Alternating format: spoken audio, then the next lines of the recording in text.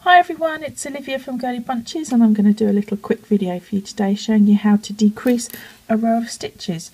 So you may be working a pattern that requires you to decrease a certain number of stitches across the whole row. So you would have to do some sums, boring bit, and work out how many in between you would need to leave before you start to decrease. So to do a decrease, what you do is you're going to work adjacent stitches together, which is known as decreasing, or can be known as a cluster. So your cluster will consist of the stitch that you are currently using, and you can work the cluster over 2 stitches, 3, 4, or if you're really going extreme, 5.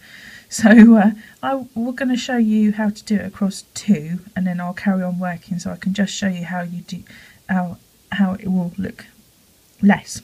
Will become less. Well, it will be less. Won't look, it will be less. So what you do, I'm working a treble here. Remember, I use British terminology, so I've got a link down below to a video explaining the difference if you've never realised that there's a difference, because there is. And so I'll put the yarn over the hook, and I'm just going to start working my treble. So again, I grab some more yarn to pull that up through. And if you don't know how to do a treble, I'll put a link down below onto my playlist on how to do basic stitches, but this is essentially the treble. Okay, so before you work that last stitch, what you will do is you will start working the next stitch. So in the next one along, you start again and you stop at the same point. So these 2 stitches we've worked halfway through that treble. So to finish off, if we're only going to decrease by 1, we're going to join these 2 together and make 1 stitch out of the 2.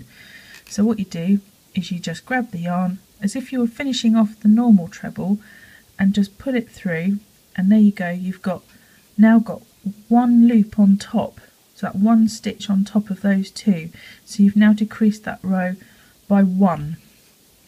Okay, so then you would carry on working the rest of the row with your intervals and decreasing it like that. And so instead of having 2 stitches there, we've just got 1. So the next time you work that row backwards, you'll be 1 less stitch. So you can do this over 3 stitches, and it's exactly the same principle. You start working your treble and you work it into the chain or the row below. You don't finish that stitch and you start working the next one along like that,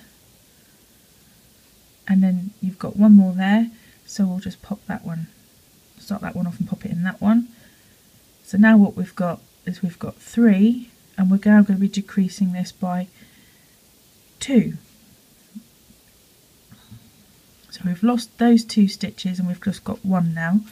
So as you can see, you've now got less stitches than we started for the chain. So then the row above will now be 3 stitches less, because those 2 have sort of become 1 with this one, and that one there has become 1 with the one next to it. So we've only got 1 loop on top when we should have had 2, and we've only got 1 loop on here when we should have had 3. Okay, so that's known as decreasing or working a cluster stitch. So depending on what your pattern requires, depends on how many you need to decrease by and how many you need to add into your cluster. So I hope that's been helpful for you. Give me a thumbs up if it has. That would be great.